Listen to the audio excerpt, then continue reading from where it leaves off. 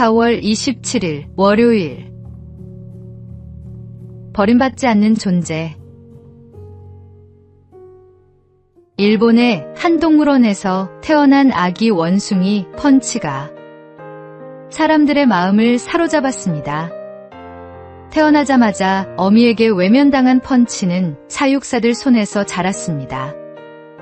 갓 태어난 아기 원숭이는 안정감을 얻기 위해 어미에게 매달리는데 펀치에게는 매달릴 어미가 없었습니다. 사육사들은 여러 인형을 넣어주었고 펀치는 그중 오랑우탄 봉제 인형을 가장 좋아했습니다. 무서운 일이 생기면 재빠르게 달려가 그 인형에 안겼고 사육사들은 그 인형을 오랑우탄 엄마라고 부릅니다. 무리에 합류한 뒤에도 처음에는 다가가면 밀쳐지는 날이 많았지만 시간이 지나면서 다른 원숭이가 펀치를 안아주거나 털을 다듬어주는 모습이 관찰되기 시작했습니다.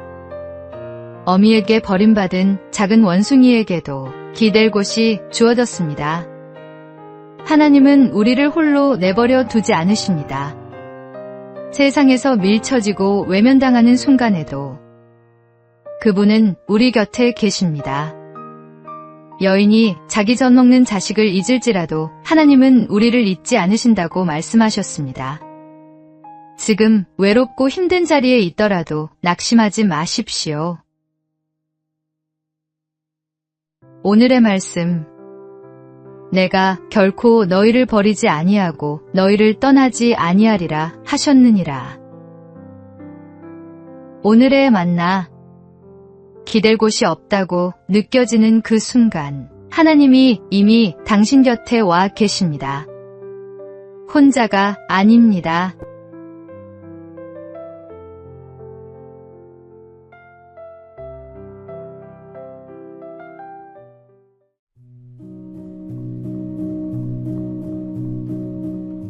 (4월 28일) 화요일. 기도의 열매. 거창한 결단이라기보다는 매일 드리는 기도 제목이 행동으로 이어졌을 뿐입니다. 강릉의 한 장로가 지역병원에 2억 원을 기부했습니다. 기부금은 경제적 사정으로 치료가 어려운 소아 환자를 돕는 데 쓰일 예정입니다. 그 결단 뒤에는 깊은 아픔이 있었습니다. 2021년 태어난 큰손주가 소아암 판정을 받고 2년 가까이 치료를 받다 하나님 품으로 갔습니다. 치료받을 형편이 주어진 것만으로도 감사했지만 경제적 이유로 치료를 망설여야 하는 가정을 생각하면 마음이 놓이지 않았다고 합니다. 손주를 떠나보낸 슬픔을 원망으로 삭히지 않고 같은 아픔을 겪는 이들을 향한 사랑으로 바꾸어낸 것입니다. 고통이 사람을 다치게도 하지만 이렇게 열리게도 합니다. 그는 교회와 장로라는 이름을 굳이 함께 밝혔습니다. 다른 성도들에게도 작은 도전이 되기를 바라는 마음에서였습니다. 이웃의 고통 앞에서 신앙이 무엇으로 응답해야 하는지 함께 고민했으면 합니다.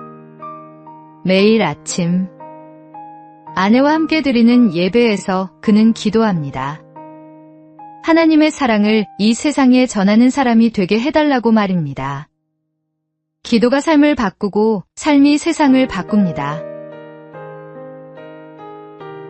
오늘의 말씀. 이와 같이 행함이 없는 믿음은 그 자체가 죽은 것이라. 오늘의 만나. 오늘 내 기도 제목이 삶 속에서 행동으로 이어지고 있는지 돌아보십시오.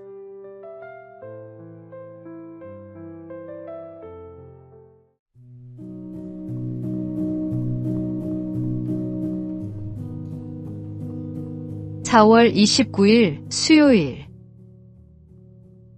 배추 잎사귀 하나.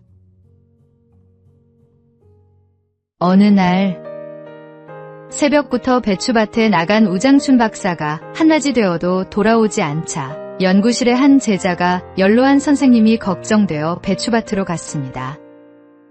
이마에 송글송글 땀방울이 맺힌 우 박사는 숨쉬기가 힘든지 한 번씩 심호흡을 해가면서 배추 포기 하나하나를 들여다보며 노트에 기록하고 있었습니다. 놀란 제자가 달려가 선생님, 이 땀 좀 보십시오. 이건 제가 할 테니 들어가 쉬십시오 하며 노트와 연필을 받아들려고 했습니다. 그러나 우장춘 박사는 괜찮네, 이것만 마저 하고 갈 테니 먼저 들어가게 하며 다시 배추를 살폈습니다.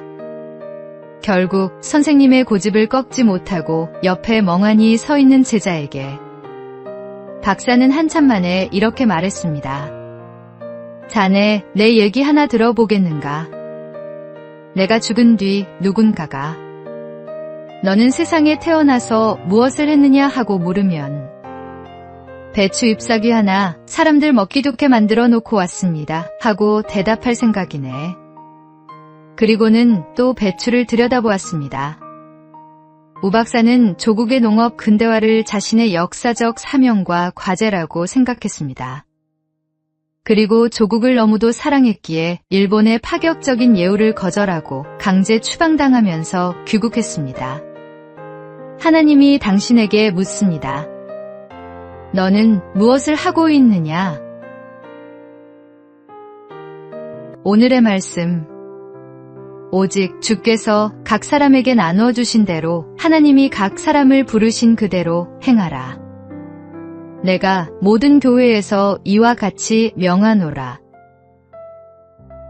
오늘의 만나.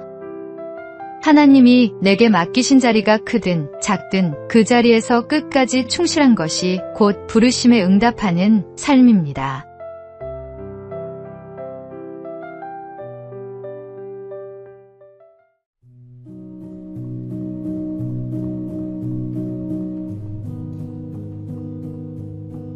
(4월 30일) 목요일.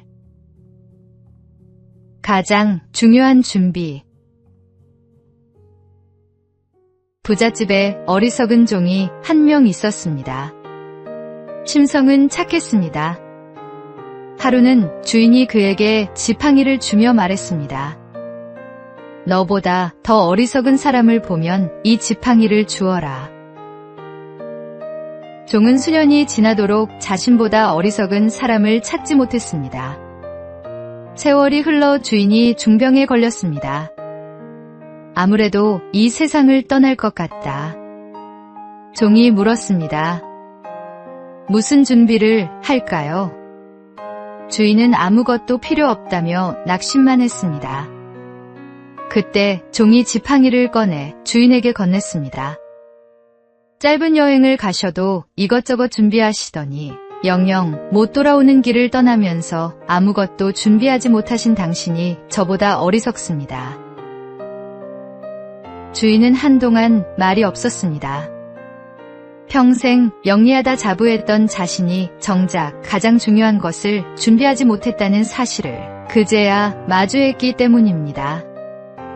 우리는 여행 한번 떠나면서도 꼼꼼히 짐을 쌉니다. 누구에게나 반드시 찾아오는 그날이 있습니다. 그런데 우리는 그 가장 중요한 준비를 가장 쉽게 미룹니다. 언젠가 우리 모두는 주님 앞에 서게 됩니다. 그날을 위한 준비는 거창한 결단이 아니라 오늘 하루를 주님 앞에서 어떻게 살았느냐에 달려 있습니다. 오늘의 말씀. 한 번 죽는 것은 사람에게 정해진 것이요 그 후에는 심판이 있으리니.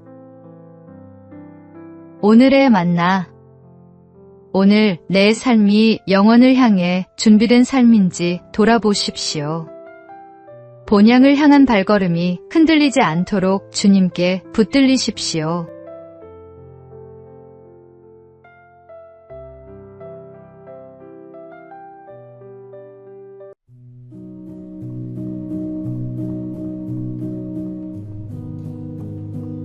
(5월 1일) 금요일. 혼자 먹는 밥상. 최근 우리 사회에서 혼자 밥을 먹는 혼밥이 점점 일상이 되고 있습니다. 통계에 따르면 전체 가구의 4분의 1이 혼자 사는 1인 가구라고 합니다. 의사들은 혼자 밥을 먹는 사람이 가족과 함께 먹는 사람보다 스트레스가 높고 신장 불안과 우울감이 더 크다고 말합니다. 함께 먹으면 20분 걸리는 식사가 혼자 먹으면 15분 이내로 줄어듭니다. 급하게 먹으면 소화에도 부담이 되고 음식이 주는 기쁨도 반감됩니다. 무언가를 먹는 시간은 인간의 가장 기본적인 욕구를 채우는 행복한 순간입니다. 함께 먹는 자리에서는 마음이 열리고 몸에 정서적으로 유익한 호르몬이 생성되기도 합니다. 함께 식사하는 사람들 사이에 친밀감이 더 깊어지는 것도 바로 이 때문입니다. 예수님은 많은 이들과 함께 떡을 떼며 음식 나누기를 즐기셨습니다. 기도는 홀로 한적한 곳에서 하셨지만 식사는 늘 함께 하셨습니다. 어린이날, 어버이날, 스승의 날 등 갖가지 기념일로 채워진 5월은 함께 밥상을 나눌 기회가 많은 달입니다. 천천히 맛있게 먹으며 넉넉하게 대화하는 습관이 우리 가정과 사회를 한층 밝고 따뜻하게 만들어줄 것입니다. 오늘의 말씀. 볼지어다 내가 문 밖에 서서 두드리노니 누구든지 내 음성을 듣고 문을 열면 내가 그에게로 들어가 그와 더불어 먹고 그는 나와 더불어 먹으리라. 오늘의 만나. 오늘 누군가와 밥 한 끼를 나눠 보십시오. 그 작은 밥상이 때로는 말보다 깊은 위로가 됩니다.